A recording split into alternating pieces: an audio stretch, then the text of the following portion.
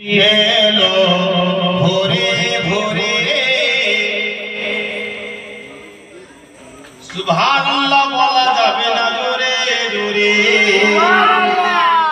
আর একটু জোরে বলবেন ঠিক আছে আমি শুধু সুবহানাল্লাহ চাই টাকা পয়সা চাই টাকা পয়সা না দিলেও হবে সুবহানাল্লাহ বললেই হলো আমরা কোন একটা মাদ্রাসার ছাত্র ছিলাম এক সময় আজকে মাথায় পাগড়ি দিয়ে আজকে সারা হিন্দুস্তান আমরা ঘুরে বেড়াই কিসের জন্য মানুষকে কোরআন হাদিস রোজা নামাজ হজ যাকাত শরিয়া তরিকা হকিকত মারিফত মানুষের কাছে পৌঁছে দেওয়ার জন্য ঠিক না বেটা তো শুনেন নবীজি এলো ভোরে ভোরে ভোরে ভোরে নবীজি এলো ভোরে ভোরে সাল্লে আলা পড়ো জোরে জোরে আমি জোরে বলা যাবে না আল্লাহর নবী সাল্লাল্লাহু আলাইহি ওয়াসাল্লাম আল্লাহ আমার নবী দরুদ ও সালাম পড়ছে বলে সুবহানাল্লাহ যে কাজ কেউ করে না সেই কাজ আমার আল্লাহ করেছে ঠিক না বেটি এক এক জন বলে সালাম কিয়াম এরা কি ফরজ নাকি মুস্তাহাব নাকি জায়েজ আছে এই খবরদার স্বয়ং আমার আল্লাহ করেছে বলে সুবহানাল্লাহ আর আল্লাহ যে কাজ করে সে কাজকে ফরজের চেয়ে বেশি উঁচু বলে সুবহানাল্লাহ নবীজি এলো ভোরে ভোরে সাল্লে আলা বড় জোরে জোরে সাল্লে আলা বড় জোরে জোরে কাবার পুতুল গেল সিজদায় পড়ে কাবার পুতুল গেল সিজদায় পড়ে সাল্লে আলা বড় জোরে জোরে কাবার পুতুল গেল সিজদায় পড়ে সাল্লে আলা বড় জোরে জোরে নবীজি এলো ভোরে ভোরে সাল্লে আলা বড় জোরে জোরে আমানা মায়ের চোখের তারা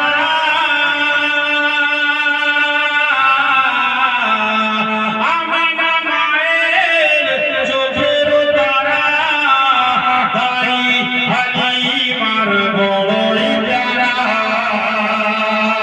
তাই হালিমার বড়ই প্যারা আমানা মায়ের চোখের তারা তাই হালিমার বড়ই প্যারা তাই হালিমার বড়ই প্যারা আলো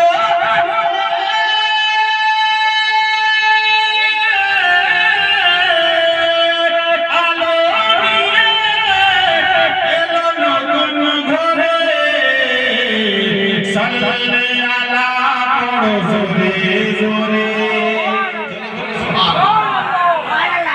দাইমা হালিমা বলেন আল্লাহ নবী যখন আমার ঘরে আসলেন নবীজি আমার ঘরে যখন আসলেন আমি ঘরে যখন নবী পাক সাল্লাল্লাহু আলাইহি ওয়াসাল্লামকে শুইয়ে দিলাম একটা ফোড়ার মধ্যে একটা দোলার মধ্যে আল্লাহ নবীকে যখন শুইয়ে দিলেন শুইয়ে দিয়ে দাইমা হালিমা বাহিরে গিয়ে দাঁড়ালেন দাঁড়াবার পর কি দেখছেন আল্লাহ নবী সাল্লাল্লাহু আলাইহি ওয়াসাল্লাম ওই দোলার মধ্যে খেলাধুলা করছেন সব থাকতে বড় কথা হালিমা রাদিয়াল্লাহু তাআলা আনহা দাইমা তিনি কি বলছে যেদিন মুহাম্মদ রাসূলুল্লাহকে আমি হালিমা কোলে নিলাম আমি আমার কোলে যখন নিলাম তাহলে আমার স্তনের মধ্যে একদম দুধ শুকিয়ে গিয়েছিল নবী পাক আমার কোলে আসার সাথে সাথে আমার দুটো স্তনে দুধ ভরে গেল বলেন সুবহানাল্লাহ শুধু তা নয় যে উটের উপরে আমি সওয়ার হয়ে হালিমা গিয়েছিলাম উট চলতে চাইতো না একদম যখন নবীকে আমি নিয়ে হালিমা বসলাম উটের মধ্যে যেন এতটাই পাওয়ার চলে গেল সমস্ত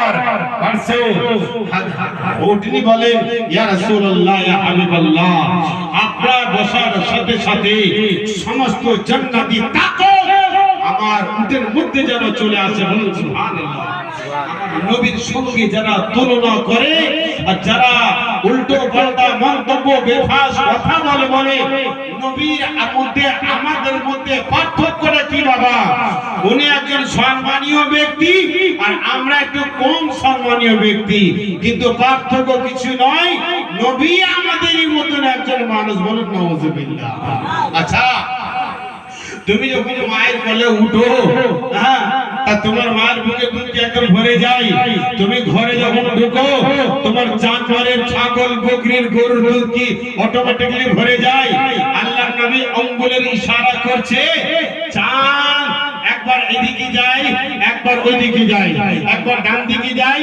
একবার বাম দিকে যায় চাঁদের খেলনা দেখে দাইমা হালিমা আকাশের দিকে তাকায় আর মনে মনে বলে আল্লাহ কি নিয়ে খেলা চাঁদ আল্লাহর নবীর আঙ্গুলটা যেদিকে যেদিকে যায় চাঁদ সেদিকে যায় হালিমার কানে শব্দ পৌঁছালো হালিমা টেনশন করো না ভয় করবে না আমার নবীর নূর আর খেলনাও দিয়েছি আমি আল্লাহ আমার নবীকে চাঁদের মতো নূর বলুন সুবহানাল্লাহ জোরে বলা যাবে না আরো জোরে বলা যাবে না আমরা মাটির মানুষ মাটির খেলনা আমাদের মা আমাদের হাতে দেয় ঠিক না ঠিক হ্যাঁ আল্লাহর নবী ছিলেন নূরের মানুষ আল্লাহ খেলনা দিয়েছিল সূর্যের মতন জিনিসকে আর চাঁদের মতন জিনিসকে জীবনে আপনারা হাদিস যতটাই পড়ে দেখবেন একটাও হাদিসে আপনারা দেখাতে পারবেন না যে আল্লাহর নবী কোনদিন মাটিতে তিনি খেলাধুলা করেছে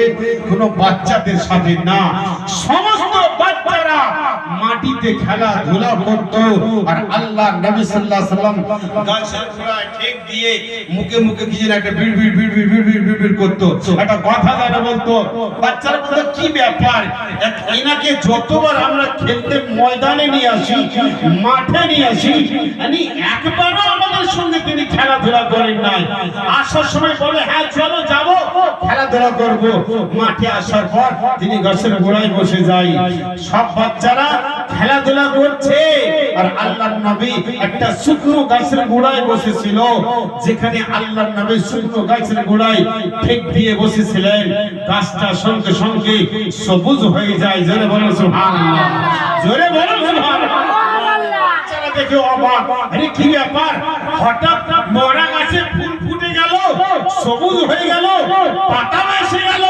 কারণটা কিছু বোঝা যাচ্ছে না কিছু একটা ব্যাপার আছে যেমন আমার তোমার এলাকায় কিছু একটা ঘটনা যখন ঘটে যায় আমরা কত রকম ব্রেনের মধ্যে চিন্তা ভাবনা করি যাই একটা ব্যাপার আছে যাই একটা কারণ আছে নালে এই জিনিসটা তো হবার কথাই নাই কিন্তু এখনকার মানুষ কি বলে এখন জাদু টোনার ব্যাপার অনেক কিছু হতে পারে কিন্তু আল্লাহ নবী সাল্লাল্লাহু তাআলা আলাইহি সাল্লাম বলেন না সমস্ত বাচ্চারা মাটিতে খেলাধুলা করত আর আমি নবী মুহাম্মদ আল্লাহর জিকিরে ফানা হয়ে থাকতাম বলুন সুবহানাল্লাহ জোরে বলা যাবে না সুবহানাল্লাহ তাই লেখক বলছে নবীজি এলো ওরে ওরে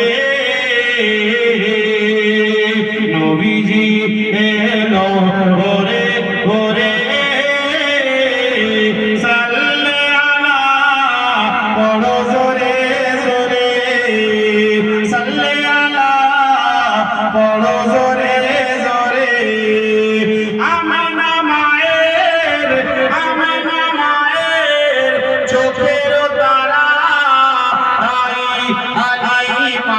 বড় প্যারা তাই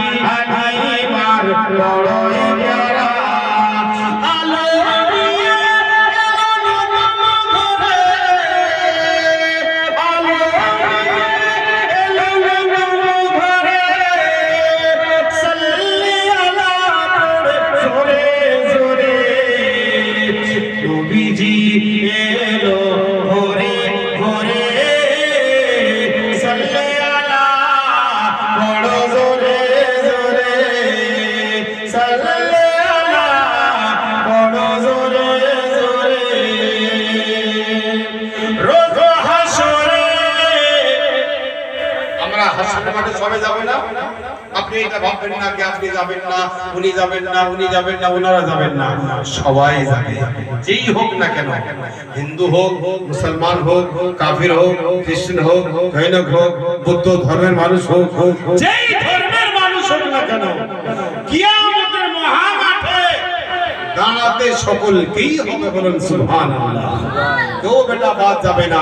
জ্বালিয়ে দাও, পুড়িয়ে দাও, কেটে দাও, ফেলে দাও, আর যাই করো, উঠতেই তোমাকে হবেই এক না একদিন। তার নাম হবে কিয়ামতের দিন, হাসরের দিন। ঠিক না ঠিক? এটাকে কেউ করতে পারবে না, কেউ অস্বীকার করতে পারবে না। আল্লাহর নবী বেশক যখন বলে দিয়েছে হবেই হবে কিয়ামত, একে কেউ রুখতে পারবে না। তবে হবে কখন? যখন দুনিয়ার উপরে বেচারি অন্যায় অত্যাচার বেড়ে যাবে, মানুষ কালমা পড়নেওয়ালা একটাও থাকবে না। একটাও মানে বুঝেন, একটাও ব্যক্তি কোন জায়গায় কোন গাছের গোড়ায়, বেগুন গাছের গোড়াও যদি বসে বসে একটাও ব্যক্তি সারা পৃথিবীর জমিনের মধ্যে একটাও ব্যক্তি যদি কালমা পড়নেওয়ালা হয়, আল্লাহ বলে দিয়েছে আমার হাবিবকে চাহনেওয়ালা যতক্ষণ পর্যন্ত দুনিয়ার জমিনে থাকবে, আমি আল্লাহ কিয়ামত করব না। বলুন সুবহানাল্লাহ। জোরে বলা যাবে না? আমার নবীর উম্মত যতদিন থাকবে, আমি আল্লাহ একটাও কালমা পড়নেওয়ালা যদি থাকে, কিয়ামত আমি কিন্তু করব না। যখন দেখব একটাও কেউ নাই, তখন আল্লাহর গজব এবার নাজিল হবে। শুনেন, রোজ হাসরে, রোজ হাসরে ওগো নূরি, রোজ হাসরে ওগো নূরি, মুর্শিদ আমার আছে আলে নবী, মুর্শিদ আমার আছে আলে নবী, রোজ হাসরে ওগো নূরি, মুর্শিদ আমার আছে আলে নবী, মুর্শিদ আমার আছে আলে নবী। তামান্না নূরি যুগম ধরে, তামান্না নূরি যুগম ধরে, সাল্লি আলা রাসূলে জোরে, নবীজি এলো ভোরে ভোরে, সাল্লি আলা বড় জোরে জোরে, আল্লাহ সাল্লি আলা সাইয়্যিদিনা, দেখি দরকার কারো পড়ে, ওয়ালা আলি সাইয়্যিদিনা মাওলানা মুহাম্মদ। এটা ফিরে হেলে তুই তো ক্যামেরা স্ট্যান্ড নাকি? দেখ ফোনটা কোথায় গো, মাথার দিকে দেখ।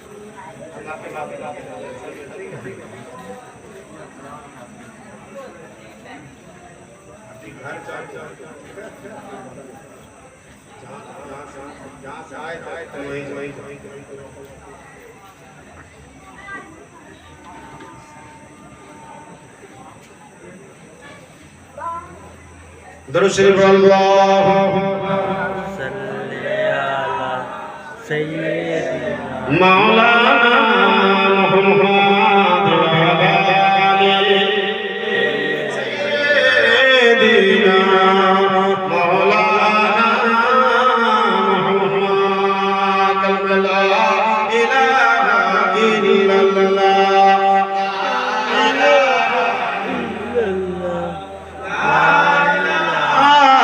ইল্লাল্লাহ, মুহাম্মাদুর রাসূলুল্লাহ সাল্লাল্লাহু আলাইহি ওয়াসাল্লাম। আল্লাহর নবী সাল্লাল্লাহু আলাইহি ওয়াসাল্লাম কিয়ামতের মহামাঠে এসে গেলেন, দাঁড়িয়ে পড়েছে।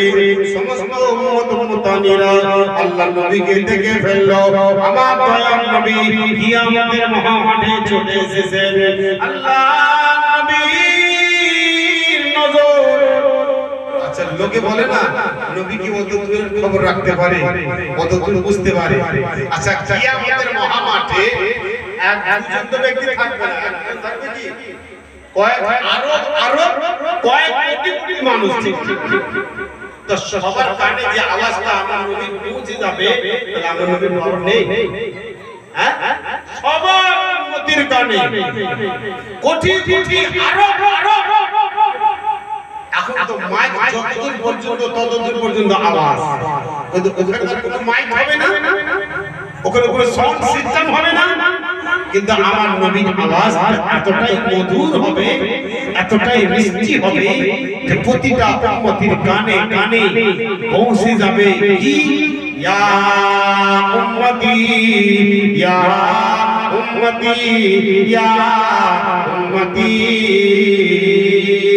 উম্মতিরা চোখ তুলে দেখবে, সমস্ত উম্মতিরা আমার নবীকে এই চোখে দেখতে পাবে। এই চোখে দেখতে সবাই দেখবে, যে একজন যে পাশে আছে সেই দেখবে, এটা কোনো ফ্যাক্ট না, সবাই দেখবে যে কজন নবীর উম্মত হবে, সবার নজর আমার নবীর নজরের উপরে পড়ে যাবে। কারণটা কি, কিভাবে দেখবে? আপনার পাওয়ার তো কোটি কোটি মানুষ যদি বসে থাকে, আমার আপনার চোখের পাওয়ার হবে যাবে কি? যাবে না। এই পুকুরের উপর পর্যন্ত বা আর একটু দূর পর্যন্ত খুব বেশি ধরে 1 কিলোমিটার পর্যন্ত আমার তোমার চোখ যাবে, আর বেশি কিছু আর যাবে না। তো আমরা দেখব কি করে? আল্লাহ পাক রব্বুল আলামিন বলছে, আমার নবী যখন কিয়ামতের মহামাঠে এসে যাবে, ওনার নূরের নজর উম্মতের নজরের সঙ্গে টাচ হয়ে যাবে। বলুন সুবহানাল্লাহ। আর এই টাচ হয়ে যাওয়ার পরে সমস্ত উম্মতিরা নবীকে এই চোখে দিদার করতে পারবে। বলুন সুবহানাল্লাহ। আর জোরে বলা যাবে না? সুবহানাল্লাহ। সবাই আমরা চোখ দিয়ে দেখে ফেললাম কিয়ামতের মহামাঠে চলে এসেছে। আর আল্লাহর নবী বলছে, ও উম্মতিরা তোমরা কান্নাকাটি করো না। কি হয়েছে?